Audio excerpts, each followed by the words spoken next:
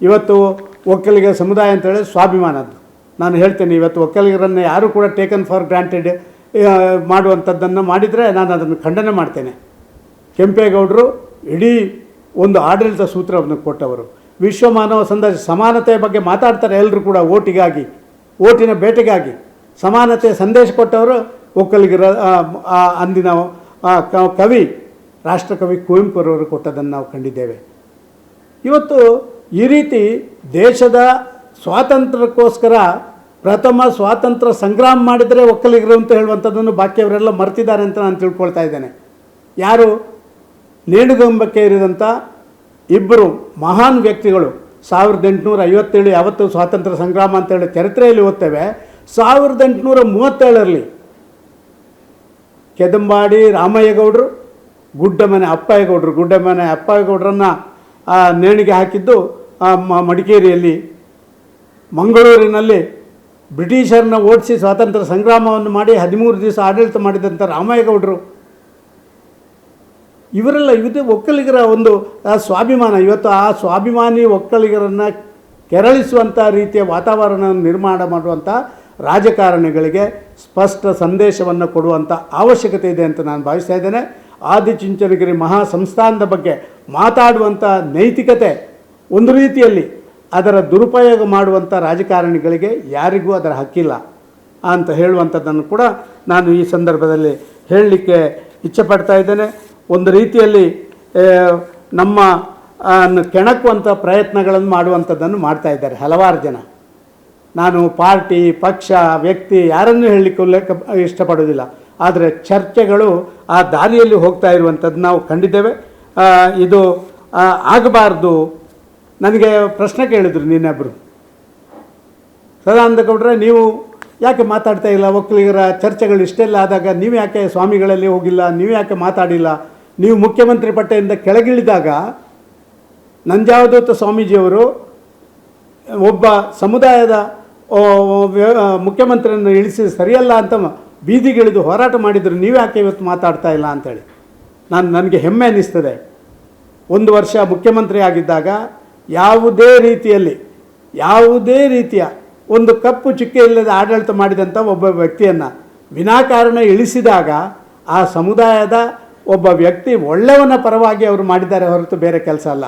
ಭ್ರಷ್ಟಾಚಾರದ ಆರೋಪ 1 ವರ್ಷದಲ್ಲಿಲ್ಲ, ಯಾವುದೇ ಸ್ವಜನ ಪಕ್ಷಪಾತದ ಆರೋಪ ಇಲ್ಲ, ಗುಂಪುಗಾರಿಕೆ ಇಲ್ಲ, ರಾಜೀನಾಮೆ ಕೊಡಬೇಕು ಅಂತ ಹೇಳುವಂಥ ಸಂದರ್ಭದಲ್ಲಿ ಕೂಡ ಪಕ್ಷದ ಶಿಸ್ತನ್ನು ಪಾಲಿಸಿದಂಥ ಒಬ್ಬ ವ್ಯಕ್ತಿಗೆ ಅನ್ಯಾಯ ಆಗಿದ್ದ ಸಮುದಾಯಕ್ಕೆ ಅಂತ ಹೇಳಿದ್ದಕ್ಕೆ ಮಾತ್ರ ಅವರು ಬೀದಿಗಿಳಿದ್ದಾರೆ ಅಂತ ನಾನು ಭಾವಿಸ್ತಾ ಇದ್ದೇನೆ. ಯಾವತ್ತು ನಮ್ಮ ಒಕ್ಕಲಿಗ ಸಂಸ್ಥಾನದ ಮಹಾಮಠ ಆದಿಚುಂಚನಗಿರಿ ಮಹಾಸ್ವಾಮಿ ಹಿಂದಿನ ಬಾಲಗಂಗಾಧರನಾಥ ಸ್ವಾಮೀಜಿ ಜಗದ್ಗುರುಗಳಿರ್ಬೋದು, ಇವತ್ತಿನ ಜಗದ್ಗುರುಗಳು ನಿರ್ಮಲಾನಂದರಿರ್ಬೋದು, ಇವರೆಲ್ಲ ಈ ರಾಜಕಾರಣದಿಂದ ಮೇಲೆ ನಿಂತು ಸಾಮಾಜಿಕ ವ್ಯವಸ್ಥೆಯಲ್ಲಿ ಈ ಸಮುದಾಯವನ್ನು ಟ್ರೈನ್ ಮಾಡಿ ಇಡೀ ಸಮಾಜಕ್ಕೆ ಕೊಟ್ಟವರು. ಒಂದು ಮಾತನ್ನು ನಾನು ಉಲ್ಲೇಖ ಮಾಡಲಿಕ್ಕೆ ಇಷ್ಟಪಡ್ತಾ ಇದ್ದೇನೆ. ಆದಿಚುಂಚನಗಿರಿಯ ಹಿಂದಿನ ಜಗದ್ಗುರುಗಳಂಥ ಬಾಲಗಂಗಾಧರನಾಥ ಸ್ವಾಮೀಜಿಯವರು ಯಾವುದೇ ಸಮುದಾಯವನ್ನು ಸೀಮಿತ ಆಗಿರಲಿಲ್ಲ. ಒಕ್ಕಲಿತನ ಮಾಡುವವರು ಎಲ್ಲರೂ ಜಗತ್ತಿನಲ್ಲಿ ಒಕ್ಕಲಿಗರು ಅಂತ ಹೇಳುವಂಥ ಸಂದೇಶವನ್ನು ಕೊಟ್ಟವರು. ವಿಶ್ವಮಾನವ ಸಂದೇಶ ಹೇಗೆ ಕುವೆಂಪು ಕೊಟ್ಟರು ಅದೇ ರೀತಿ ಕೊಟ್ಟಂಥ ಸ್ವಾಮೀಜಿಯವರು. ಈ ಮಠದ ಬಗ್ಗೆ ಇವತ್ತು ಚರ್ಚೆಗಳು ನಡೆಯುವಂಥದ್ದು, ಈ ಮಠದ ಬಗ್ಗೆ ಒಂದಷ್ಟು ರೀತಿಯಲ್ಲಿ ಬೇರೆ ಬೇರೆ ದುರುಪಯೋಗ ಮಾಡಿಕೊಳ್ಳುವಂಥ ರಾಜಕಾರಣ ನಡೆಯುವಂಥದ್ದು, ಇದನ್ನು ನಾನು ಖಂಡನೆ ಮಾಡ್ತೇನೆ. ಇಡೀ ನಮ್ಮ ಒಕ್ಕಲಿಗ ಸಮುದಾಯದ ಒಬ್ಬ ವ್ಯಕ್ತಿಯಾಗಿ ನಾನು ವಿನಂತಿ ಮಾಡಿಕೊಳ್ತಾ ಇದ್ದೇನೆ. ಯಾವುದೇ ಸಂದರ್ಭದಲ್ಲಿ ಸ್ವಾಭಿಮಾನವನ್ನು ಕೆಣಕುವಂಥ ಇಂಥ ಸಂದರ್ಭಗಳಲ್ಲಿ ಸ್ವಾಭಿಮಾನಿಗಳಾಗಿ ನಾವು ನಿಲ್ಲಬೇಕು.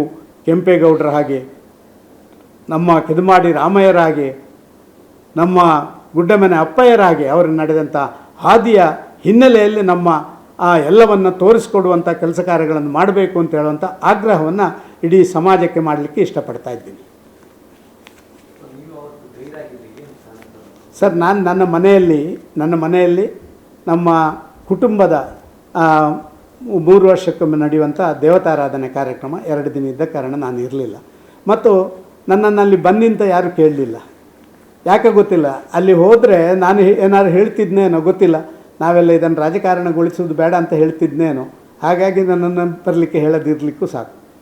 ನಿಮ್ಮ ಬೇಸರ ಇರೋದು ಒಂದು ಪಕ್ಷದ ನಾಯಕರ ವಿರುದ್ಧನೋ ಅಥವಾ ಎಲ್ಲಾ ಪಕ್ಷ ನನ್ನ ಇದು ಅಂಥದ್ದು ಎಲ್ಲ ಪಕ್ಷದ ನಾಯಕರ ವಿರುದ್ಧ. ಇದನ್ನು ಯಾವುದೇ ಒಂದು ಪಕ್ಷಕ್ಕೆ ನಾನು ಇಡ್ತಾ ಇಲ್ಲ. ಎಲ್ಲ ಪಕ್ಷದ ನಾಯಕರು ಕೂಡ ಇವತ್ತು ಒಕ್ಕಲಿಗರನ್ನು ಒಂದು ಟೇಕನ್ ಫಾರ್ ಗ್ರಾಂಟೆಡ್ ಮಾಡುವಂಥ ಒಂದು ರಾಜನೀತಿಯನ್ನು ಮಾಡ್ತಾ ಇದ್ದಾರಲ್ಲ, ಇದನ್ನು ಖಂಡನೆ ಮಾಡ್ತಾ ಇದ್ದೀನಿ ನಾನು. ಡಿ ಕೆ ಶಿವಕುಮಾರ್ ಅವರು ಮಠ ತಮ್ಮ ಸ್ವತ್ತು ಅನ್ನೋ ರೀತಿಯಲ್ಲಿ ಮಾತಾಡೋದು, ಕುಮಾರಸ್ವಾಮಿ ಅವರು ಕೂಡ ಮಠ ತಮ್ಮ ಸ್ವತ್ತು ಅನ್ನೋ ರೀತಿಯಲ್ಲಿ ಮಾತಾಡೋದು, ಅಶೋಕ್ ಅವರು ಕೂಡ ಒಂದು ಪಕ್ಷಕ್ಕೆ ಸೀಮಿತ ಮಠ ಅನ್ನೋ ರೀತಿಯಲ್ಲಿ ಮಾತಾಡೋದು. ನಾನು ಈಗಾಗಲೇ ಹೇಳಿದ ರೀತಿಯಲ್ಲಿ ಯಾರೇ ಆಗಲಿ ಮಠ ತನ್ನ ಸೊತ್ತು ಅಥವಾ ನಾನು ಹೇಳಿದಾಗೆ ಇರಬೇಕು ಅಂತ ಹೇಳುವಂಥ ಭಾವನೆಯನ್ನು ವ್ಯಕ್ತಪಡಿಸುವಂಥ ಯಾವುದೇ ರಾಜಕಾರಣಿಗಳ ನಡೆಯನ್ನು ನಾನು ಖಂಡಿಸ್ತೀನಿ. ಸರಿ, ಮೊನ್ನೆಯಿಂದ ನಡೀತಾ ಇರುವಂಥ ಈ ಬೆಳವಣಿಗೆ ಒಂದು ನಾಯಕತ್ವಕ್ಕಾಗಿ ಫೈಟ್ ಅಂತ ಅನ್ಸುತ್ತೆ. ಒಂದು ಸಮುದಾಯದ ಸರ್, ಅವರ ನಾಯಕತ್ವಕ್ಕೆ ಫೈಟ್ ಮಾಡಲಿ. ರಾಜಕಾರಣದಲ್ಲಿ ನಾಯಕತ್ವಕ್ಕೆ ಫೈಟ್ ಮಾಡೋದು ಸ್ವಾಭಾವಿಕ. ಆದರೆ ಆದಿಚುಂಚನಗಿರಿ ಮಠವನ್ನು ಬಲಿಕೊಟ್ಟು ಅದರ ಹೆಸರನ್ನು ಒಂದು ರೀತಿಯಲ್ಲಿ ವ್ಯತ್ಯಾಸಗಳನ್ನು ಮಾಡಿಕೊಂಡು ಒಕ್ಕಲಿಗರನ್ನು ಎಲ್ಲರೂ, ನಾನು ಲೀಡರ್ ಆದ ಕೂಡಲೇ ಆ ಶ್ರಮಜೀವಿ ಒಕ್ಕಲಿಗರೆಲ್ಲ ಉಂಟಲ್ಲ, ನಾನು ಹೇಳಿದಾಗಿರಬೇಕು ಅಂತ ಹೇಳುವಂಥ ಭಾವನೆ. ನಾವೇನು ಸ್ಲೇವ್ಸ್ ಆ ಒಕ್ಕಲಿಗರು? ಯಾರೂ ಸ್ಲೇವ್ಸ್ ಅಲ್ಲ. ಇವರೆಲ್ಲ ಶ್ರಮಜೀವಿಗಳು, ಸ್ವಾಭಿಮಾನಿಗಳು. ಎಲ್ಲ ಒಂದು ಹಂತದಲ್ಲಿ ಇದೆಲ್ಲವೂ ಏನಾಗ್ತಾ ಇದೆ ಅಂತ ಹೇಳಿದರೆ ಸಾಧಾರಣವಾಗಿ ಅವರು